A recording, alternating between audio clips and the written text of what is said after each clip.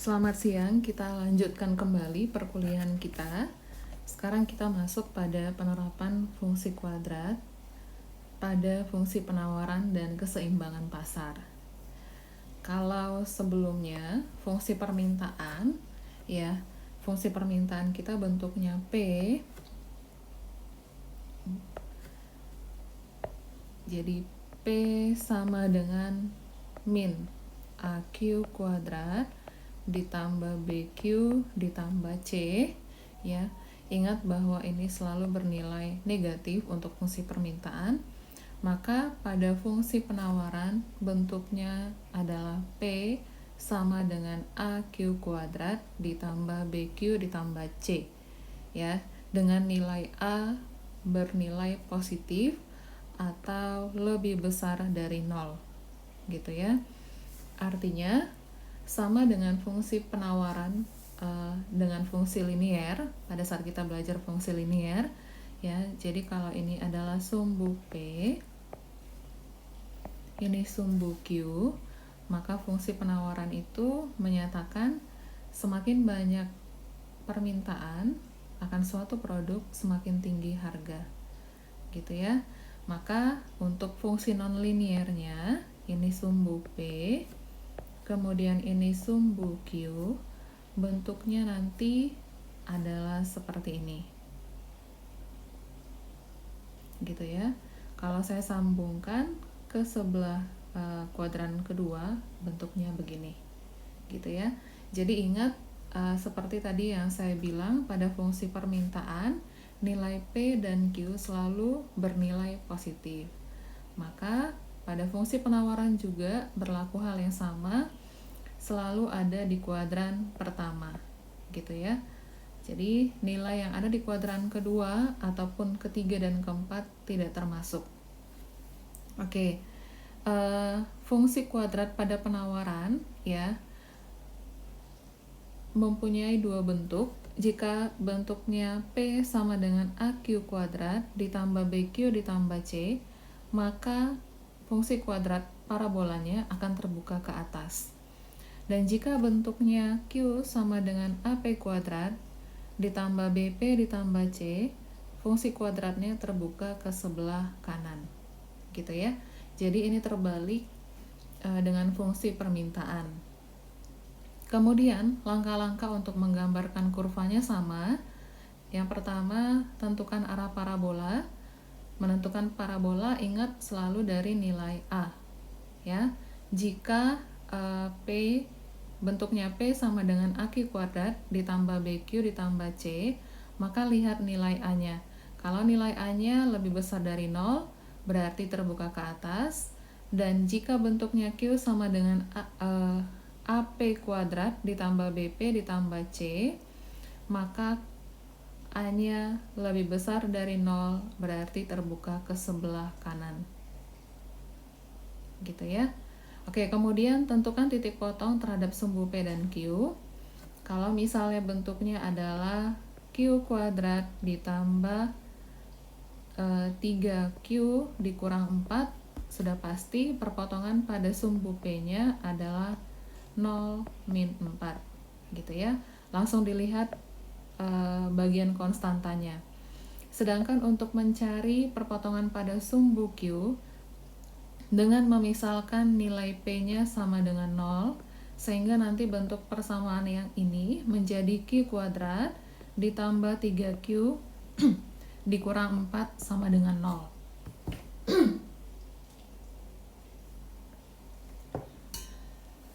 Maka ini kita bisa selesaikan dengan cara pemfaktoran ataupun rumus ABC, ya. Kemudian untuk menentukan puncaknya, kita lihat juga apakah kurvanya terbuka ke bawah atau terbuka ke sebelah kanan. Jika terbuka ke bawah, tentukan titik puncaknya dengan cara min B per 2A, min D per 4A. Sedangkan jika terbuka ke sebelah kanan, maka kita hitung dengan titik puncak yang ini, min D per 4A, min B per 2A. Kemudian dari titik-titik yang sudah kita tentukan, kita tarik garis untuk menggambarkan kurva parabolanya.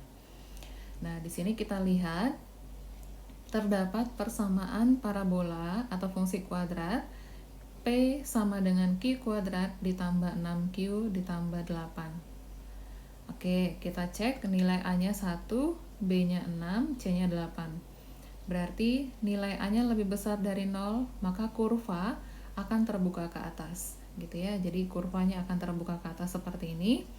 Kemudian, titik potong pada sumbu P, berarti kita lihat bagian konstantanya, maka perpotongan pada sumbu P adalah 0,8. Sedangkan untuk sumbu Q, kita misalkan P-nya sama dengan 0, sehingga nanti Q kuadrat ditambah 6Q ditambah 8 sama dengan 0. Tinggal kita buat pemfaktorannya, berarti kita cari bilangan yang kalau dikalikan, ya anggaplah bilangan itu adalah P dikali Q, hasilnya 8. Kalau dijumlahkan, hasilnya 6. Gitu ya. Berarti bilangan itu adalah 2 dan 4. Maka di sini kita buat Q, kemudian ini sama-sama positif, Q-nya juga koefisiennya sama-sama positif, maka tinggal kita masukkan plus 2 plus 4. Sehingga ini adalah Q min 2 atau Q min 4. Gitu kan?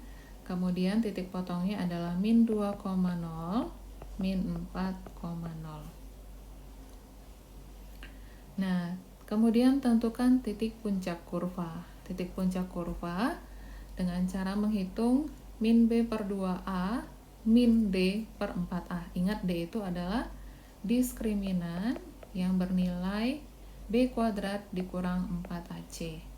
Gitu ya. Kita dapat titik puncaknya adalah min 3,1.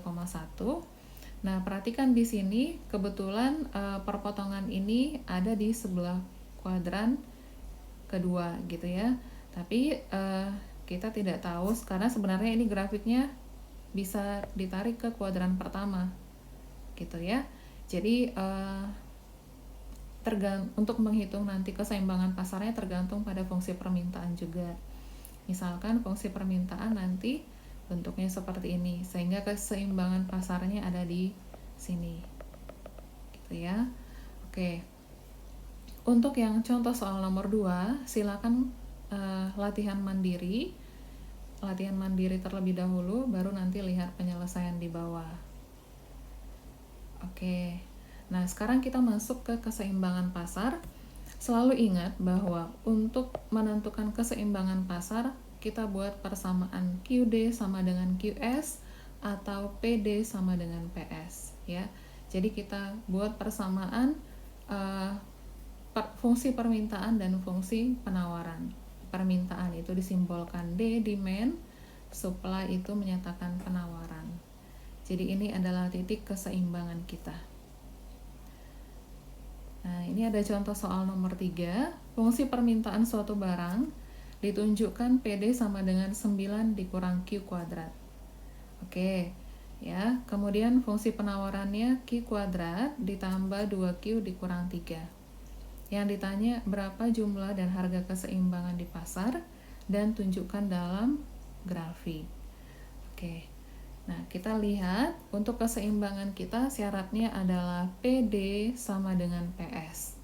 Jadi, kita samakan ini, PD sama dengan PS, 9 dikurang Q kuadrat sama dengan Q kuadrat ditambah 2Q dikurang 3.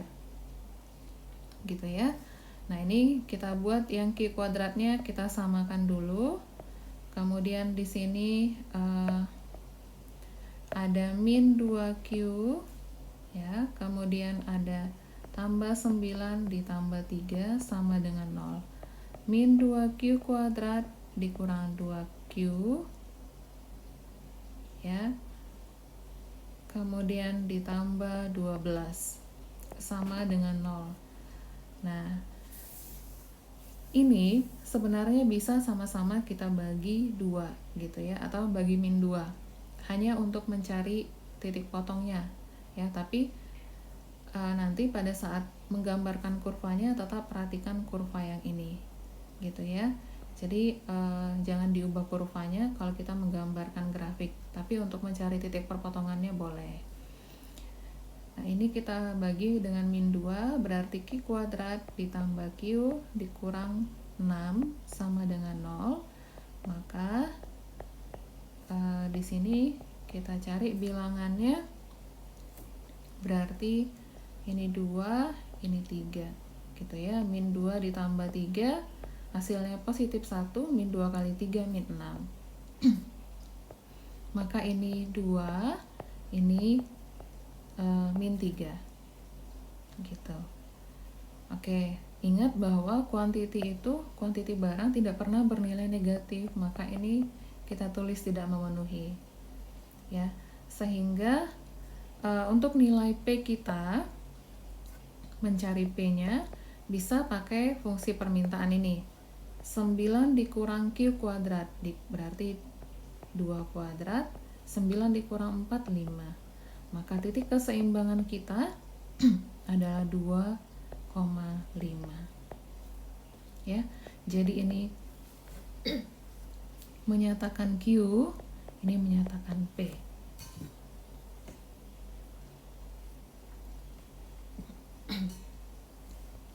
Oke, kemudian nanti silakan dibuat gambar grafiknya ya, dibuat gambar grafiknya dengan menentukan titik puncak untuk fungsi permintaan dan fungsi penawaran.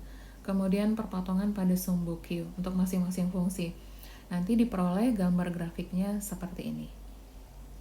Ya, langkah untuk penggambaran grafiknya seperti langkah-langkah di atas tadi. Kita sudah belajar untuk membuat grafik fungsi permintaan maupun fungsi penawaran. Tahu bahwa ini adalah fungsi penawaran gitu ya, PS, sedangkan ini adalah fungsi permintaan ya. Ingat bahwa fungsi permintaan itu kemiringannya negatif, jadi dia